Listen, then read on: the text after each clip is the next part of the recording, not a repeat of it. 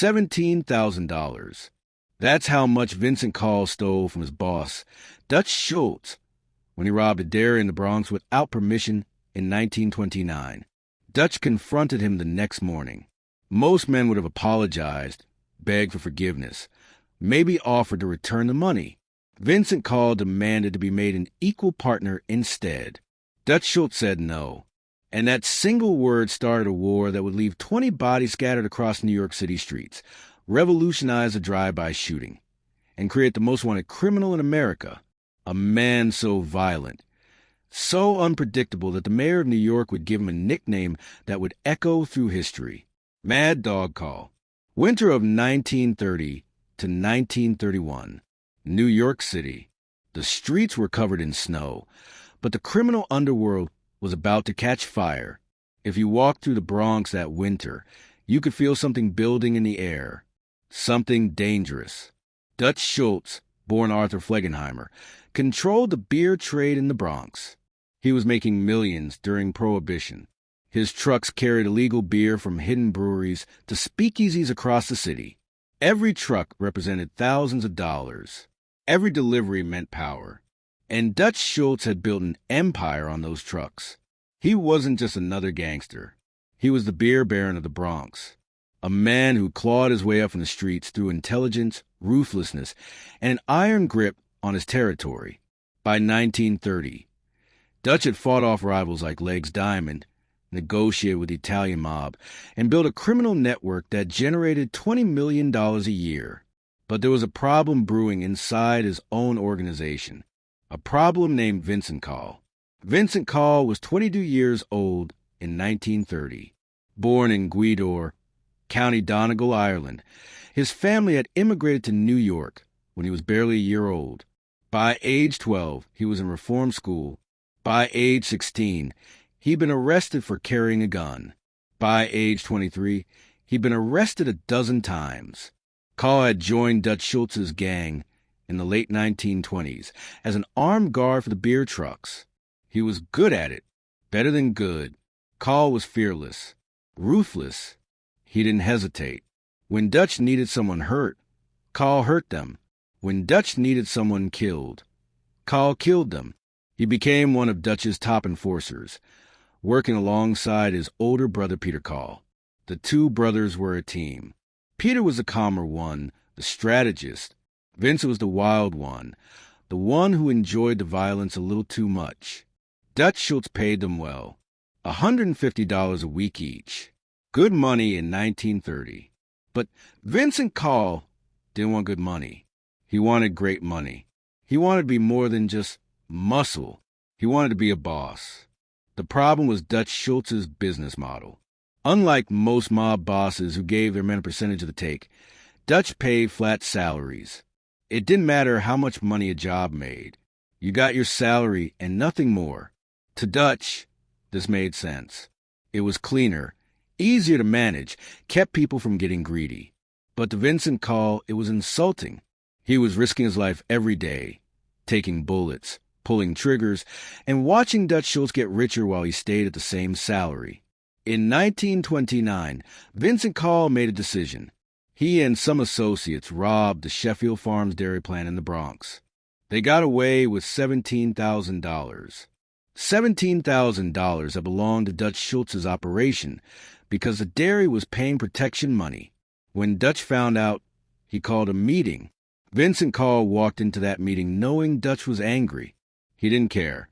Dutch Schultz stood there, this hard-faced man with hooded eyes and a broken nose that made him look like the fighter he was. And he asked Vincent one question. Why'd you do it? Vincent Coll's answer shocked everyone in the room. I want a piece of the beer racket. I want to be your partner. Not your employee. Your equal partner. The room went silent. Dutch Schultz stared at this 21-year-old kid who just demanded to be made an equal partner with one of the most powerful gangsters in New York. Dutch's response was simple. No. Vincent Coll walked out of that meeting. And by January 1931, he'd made another decision. If Dutch wouldn't make him a partner, Vincent would become his own boss. He'd take what he wanted. And what he wanted was Dutch Schultz's entire operation. Vincent and Peter Coll started recruiting. They didn't go outside the organization. They went inside it. They talked to other men in Dutch's gang, men who also felt underpaid, undervalued. They promised them better money, bigger opportunities. And enough men said yes to form their own crew. Then Vincent Coll did something that would start the war. He began hijacking Dutch Schultz's beer trucks. The first hijacking happened on a frozen February morning in 1931. A Dutch Schultz beer truck was making its regular run from a brewery in the Bronx to a speakeasy in Manhattan. The driver and his guard were both Schultz men, both armed. They knew the route was dangerous. Other gangs wanted Dutch's business, but they never expected the threat to come from someone they knew. The truck stopped at a red light on Park Avenue. A car pulled up beside it. Vincent Coll was in the passenger seat. 2 other men were with him. The driver of the beer truck recognized Vincent immediately. He started to smile, started to wave. Then he saw the Thompson submachine gun in Vincent's hands. Vincent Coll didn't say a word. He just opened fire. The driver tried to duck. The guard tried to draw his weapon. Neither made it. The submachine gun tore through the truck's cabin. Glass shattered. Metal punctured. Blood sprayed across the dashboard. When the shooting stopped, both men were dead. Vincent Coll and his crew climbed into the truck and drove it away. 2 dead bodies left in the car at a red light. The beer, worth thousands of dollars, gone. And a message sent to Dutch Schultz that was clearer than any words. Your trucks aren't safe. Your men aren't safe. I'm coming for everything you have. When Dutch Schultz got the news, he was in his office at the Harmony Social Club in the Bronx. His lieutenant came in white-faced and told him what happened. Dutch sat there for a long moment. Then he picked up his phone and started making calls. Within 24 hours, every gangster in New York knew that Vincent Coll had declared war on Dutch Schultz. And Dutch Schultz never backed down from a war. Over the next 3 months, Vincent Coll's gang moved against Dutch's operation with surgical precision. They hijacked truck after truck. They sold the stolen beer to speakeasies who were too terrified to say no. They beat up Dutch's distributors. They killed Dutch's men. By spring of 1931, Vincent Coll had successfully stolen nearly a third of Dutch Schultz's beer business. But Dutch was fighting back. And Dutch Schultz didn't fight fair. May 1931. Vincent Coll tried to assassinate Joey Rao, one of Dutch's top lieutenants. The attempt failed. Joey Rao survived. But Dutch had intelligence that Vincent was planning more hits. He knew Vincent's next targets. And Dutch knew that as long as Vincent Coll had his brother Peter by his side, Vincent would keep fighting. Peter was the brains of the operation. Peter was the one who planned the hijackings, who kept Vincent focused. So Dutch Schultz made a decision. He would cut the head off the snake. On the evening of May 30th, 1931, Peter Coll was driving alone through West Harlem near Central Park. It was late after midnight. The streets were empty. Peter never saw the car that pulled alongside him, never saw the gunmen who appeared in the windows, never heard them say his name. He only heard the gunfire. Dozens of shots tore through Peter Coll's car. He tried to steer, tried to escape, but the bullets found him. His car crashed into a parked vehicle and came to a stop. Peter Coll was rushed to Fifth Avenue Hospital, but he was already gone. He was 24 years old. He'd been at his brother's side through everything.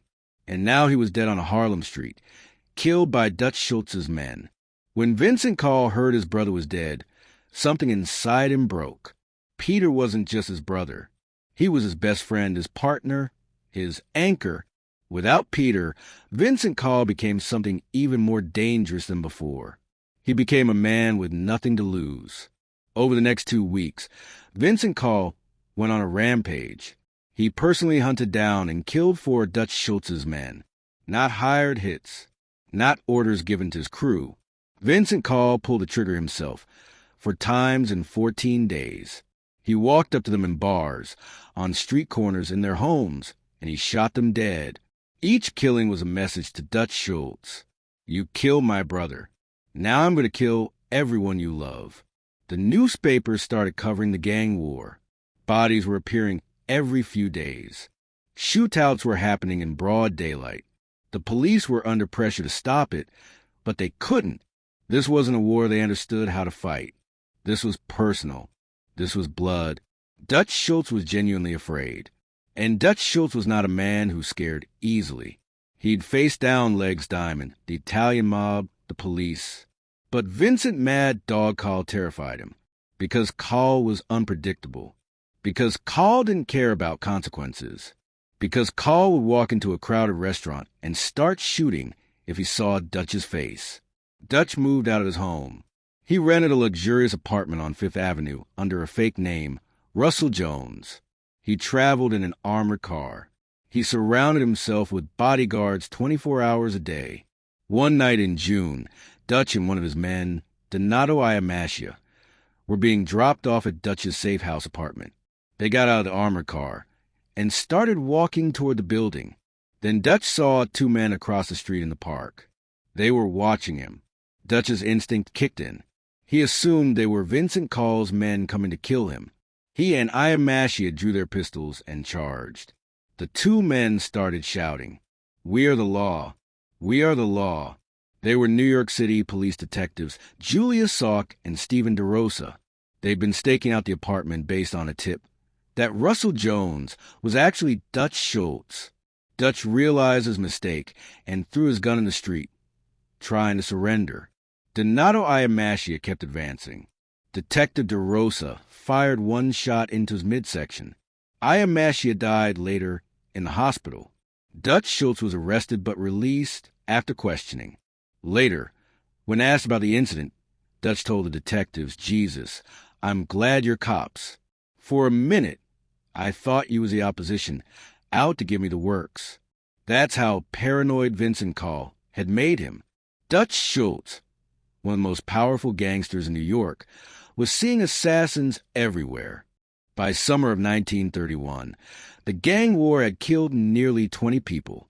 But Vincent Coll had a problem.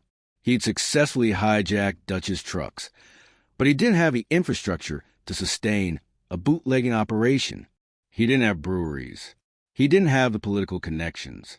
He didn't have the distribution network. He needed money to keep his gang together, to keep paying his men, to keep the war going. So Vincent Coll pivoted to a new strategy: kidnapping. He started kidnapping wealthy underworld figures and holding them for ransom.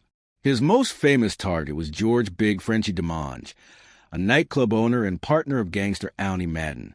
Coll kidnapped DeMonge and demanded $35,000 for his release. Madden paid. But now Vincent Coll had made another powerful enemy. Owney Madden joined Dutch Schultz in putting a bounty on Coll's head. $50,000 to whoever killed Mad Dog Coll. $50,000 in 1931 was an enormous sum of money. Dutch Schultz was so desperate that he walked into a Bronx police station and told the officers, "I'll give you a house in Westchester if you kill Vincent Coll." The police refused, not because they had moral objections, but because they were terrified of Coll. If they tried and failed, Coll would come for them and their families. Then on July 28, 1931, Vincent Coll did something that would change everything. It was a hot summer night in East Harlem. Kids were playing in the street. A 14-year-old boy named Frank Scalisi was running a lemonade stand in front of the Helmar Social Club. Vincent Coll and his crew were driving through the neighborhood when they spotted Joey Rao, a Dutch Schultz associate, standing in front of the club. Coll saw his target. He didn't see the children. Or maybe he saw them and didn't care. His car slowed down. Coll and another gunman drew their weapons, shotguns and submachine guns, and opened fire. Joey Rao threw himself to the sidewalk and survived. But 4 children standing nearby were hit.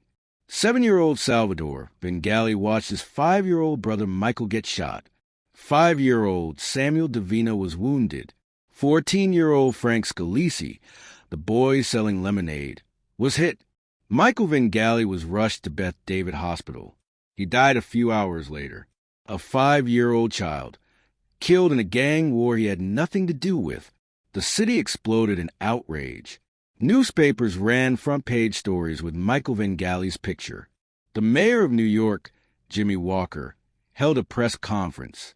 He called Vincent Coll a baby killer. He called him an animal, and then he gave him the nickname that would follow him forever, Mad Dog Coll. The name stuck instantly. The NYPD offered a $10,000 reward for information leading to Coll's arrest. Newspaper editorial pages demanded justice. Citizens were terrified. If Mad Dog Coll would shoot children on a public street, who was safe? Police Commissioner Edward Mulroney issued a shoot-to-kill order. If any officer encountered Coll or his gang, they were authorized to use lethal force immediately. No arrest, no trial, just bullets. For 10 weeks, Vincent Mad Dog Coll was the most wanted man in America. He went into hiding, disguising himself with black-dyed hair, a mustache, and horn-rimmed glasses. He moved from safe house to safe house, never staying in one place more than a few days. But the police were closing in. They arrested members of his gang one by one. They raided apartments. They followed leads. On October 4th, 1931, the NYPD finally found him. Vincent Coll was arrested at the Cornish Arms Hotel in the Bronx. He was sharing a luxurious apartment with his girlfriend, Lottie Kreisberger. When the police burst in, Coll was unarmed. He surrendered peacefully. The police charged him with the murder of 5-year-old Michael Vengalli. The trial began in December 1931, and this is where the story takes another incredible turn. Vincent Coll hired Samuel Leibovitz, the most famous defense attorney in America. Leibovitz was brilliant. He specialized in seemingly impossible cases, and the Coll case seemed impossible. Everyone knew Coll did it. Witnesses placed him at the scene. But Leibovitz found a weakness in the prosecution's case. Their star witness, George Brecht, was a paid informant with a serious criminal record that he'd lied about under oath. Leibovitz demolished Brecht's credibility on the stand. He exposed the lies, the contradictions, the fact that Brecht was being paid by the prosecution. The trial became a circus. After 7 days, the judge had no choice. He issued a directed verdict of not guilty. Vincent Mad Dog Coll walked out of that courtroom a free man on December 31st, 1931. The public was outraged. The newspapers screamed about justice denied, but Coll was legally free. And Dutch Schultz knew exactly what that meant. Mad Dog Coll was going to come for him again. Dutch Schultz made a decision. The $50,000 bounty stayed in place. But now he added resources. He worked with Alnie Madden, with Lucky Luciano, with Meyer Lansky. All the major New York mob bosses agreed. Vincent Mad Dog Coll was too dangerous to live. He was drawing too much police attention. He was killing children. He was unpredictable. He had to die. On February 1st, 1932, just weeks after Coll's acquittal, 4 or 5 gunmen invaded a Bronx apartment where Coll was known to hide. They came in with pistols and submachine guns and opened fire. They killed 3 people. Coll gangsters Patsy Del Greco and Fiorio Basile, an innocent bystander named Emily Tanzillo. 3 dead, 3 more wounded. But Vincent Coll wasn't there. He showed up 30 minutes after the shooting. He saw the bodies. He saw the blood. And he knew they were coming for him. Every mob in New York wanted him dead. He couldn't hide forever. But Vincent Coll made one more mistake. February 8th, 1932, 12:30 in the morning, Vincent Coll walked into the London Chemist drugstore at the corner of 8th Avenue and 23rd Street in Manhattan. He went to a phone booth in the back of the store. He was calling Alnie Madden to negotiate a truce, to see if he could end the war, if he could pay his way out. What Coll didn't know was that Alnie Madden was keeping him on the line while the call was traced. Outside, a limousine pulled up to the curb. 3 men got out. 1 stayed by the car. The other 2 walked into the drugstore. One of them was carrying a Thompson submachine gun. He told the customers and employees in the store, "Keep cool. Stay quiet."